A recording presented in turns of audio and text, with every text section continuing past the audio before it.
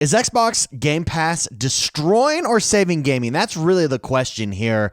You really have two sides of the Xbox Game Pass debate. You have the side that I'm on, in that Xbox Game Pass is going to save gaming, and you can see it. My reasoning behind that is so for instance, when you look at mediums like Netflix, the most creative, the most chance-taking films, TV shows, etc., are all coming from subscription services like Netflix. Traditional places, traditional movie studios, traditional television studios are not taking chances. They're creating Shrek 8. They're creating Marvel Avengers 25. They're not taking chances. They're going with a tried and true formula because it's too risky in the modern day with digital, with lack of DVD sales, with lack of physical sales, and the rise of digital entertainment. They can't really take that chance. Who can? Subscription services like a Netflix, like an HBO Max, like a Amazon Prime. They can take chances. They can create amazing stuff, which is why you see all of the chances being taken in the movie and television space on subscription services. I think the same thing is going to happen and is happening in the gaming space. I really do. But it really comes down to those two arguments. My side, that Game Pass will be good for gaming, and the opposition side, that Game Pass will destroy gaming. Now, we do have, and we've had multiple of these come out, but this is just another one that I thought would be really good to go over. Publisher Thunderful reiterates positives of Xbox Game Pass. This is another independent developer saying they see it as only good. They see the Activision Blizzard deal as something that's only good. So let's go down and actually read the quotes here. The quote here is from the Chief Games Officer, Agostino Simonetta, over at Thunderful. Thunderful made the game The Gunk. They're making a couple games. There's actually one game that I'm very excited for. It's a steampunk city. It's like a city builder with steampunk stuff that looks really, really cool. Here's what he had to say, though. He said, let me actually highlight it here. He said, when we launched The Gunk, it was so fantastic for the team to see hundreds of thousands of people playing immediately. He's talking about Game Pass. Some indies have been able to deliver their vision and launch their product as a result of support from Game Pass. Any business model that enables a company like Thunderful or bigger or smaller companies to have a great business is more than welcome. He was then asked about the Activision Blizzard deal, and here's what he said. From Thunderful's perspective, this does not signal the beginning of the end for indie publishers working with Xbox. We have a strong relationship with Xbox as well as other platforms and have zero doubts regarding Xbox's commitment to independent games and development teams. Independent games are part of the fabric of the game industry. Gamers love them and are a huge source of innovation that no platform can ignore. Agreed. Phil Spencer actually talked about this, that we learned in emails leaked and internal emails, internal talking points leaked during the Activision Blizzard debate. He said exactly that all the innovation in the gaming space, or a lot of it, it's not coming from the big studios because of the business, because of the numbers of big studios. For instance, like a Grand Theft Auto, or Rockstar. A Rockstar has to put billions and millions of dollars, millions and billions of dollars into games. That's what sets them apart. They cannot take a risk on a game that may or may not hit. On a game that could be seen as innovative, they can't take that chance because they're spending so much money. He said in his email there that the Game Pass solves that. It solves it for the big developer. They can now take chances on these games. Indeed, it also solves it for the independent developer as well. So I think that Game Pass, what Agostino Simonetta is saying basically here is that the Gunk really helped, or Game Pass really helped the popularity of the Gunk, for instance. He also then talks about, it's not going away he doesn't view Activision Blizzard as a threat to independent developer games because of Game Pass. That Game Pass will have a place for independent developers. Indeed, independent developers are able to take those risks, take those chances, innovate, and do so even more because of Game Pass, as well as the big guys. That's the Game Pass model. Now, you either agree with him or you don't. It's up to you, but I think he's correct. He would know. He's part of this. We've seen this from multiple development studios, from multiple independent studios, that Game Pass is only good.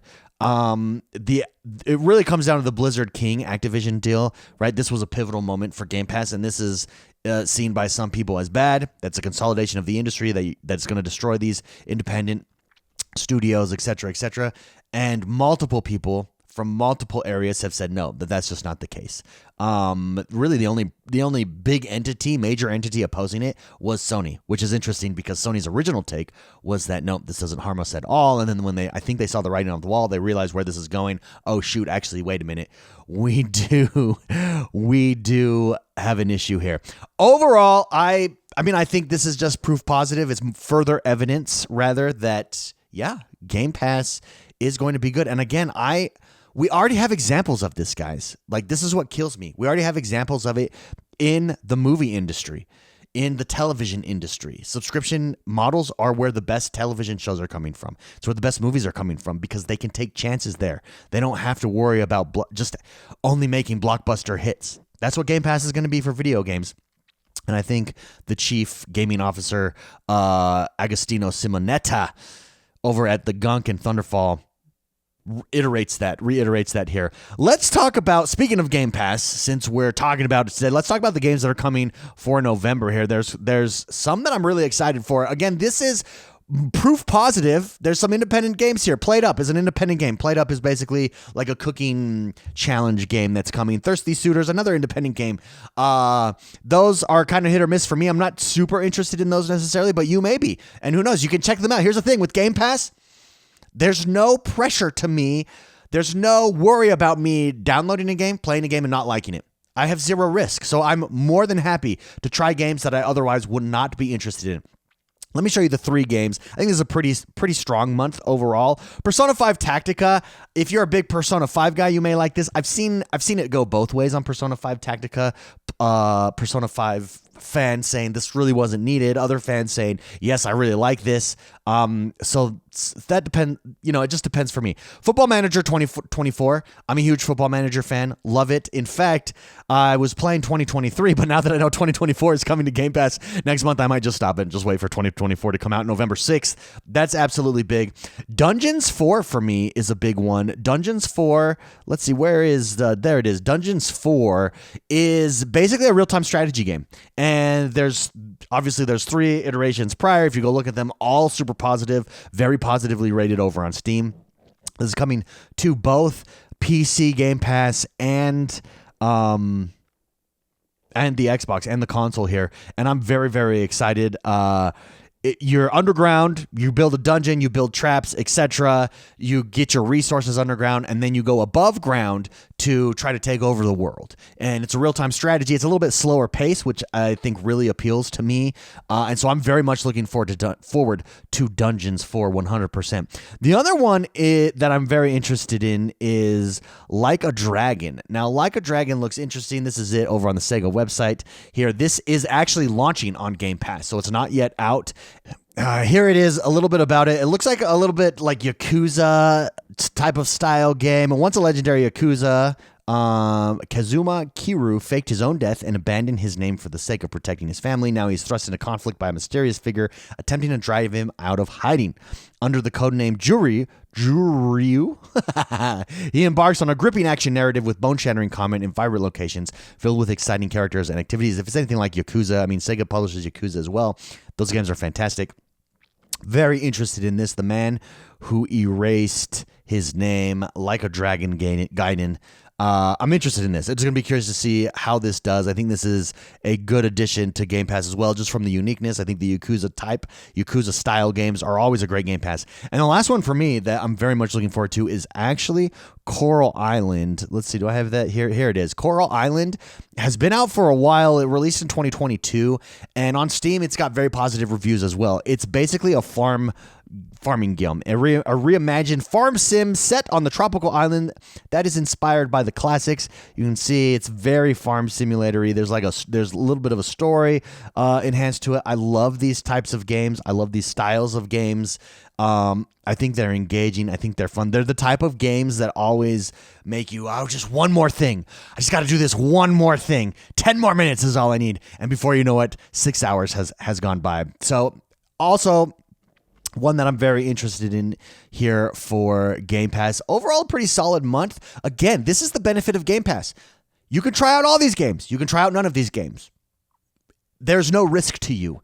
And that, I think, is the power. That's exactly, I think, the point of Game Pass proponents like myself. It benefits us. It benefits developers. It's a win-win all around, and I'm very excited for it. Would love to know what game you're most looking forward to coming to Game Pass. Is it Like a Dragon? Is it Dungeons 4? Maybe it's Football Manager. Maybe it's one of the other ones, Coral Island, Persona 5 Tactica, one of the other ones we didn't really talk about. But my three, Dungeons 4, I think would probably be my number one. Football Manager 2024, number two. And then Like a Dragon and Coral Island are probably right there at number three, just because those games suit my style. Another benefit of Game Pass is that it is to Xbox. Xbox doesn't have to have AAA hitting games all the time. What they want is variety. This is an example of that. There's a variety of style of games here. A few of those games really speak to me and my style of game, my niche, and I love it. So anyways, would love to know what you guys think. What do you guys think of the games coming for November? What do you think about the statement from Thunderful, Chief of Games Officer? Let me know in the comments below. If you like what we're doing here, if you like Xbox games, if you're an Xbox fanboy like myself in the positive way, hit that like button and subscribe to the channel. My name is X1 the Gamer. We make videos like this all the time, 5 days a week here on this channel. I'll see you guys next time.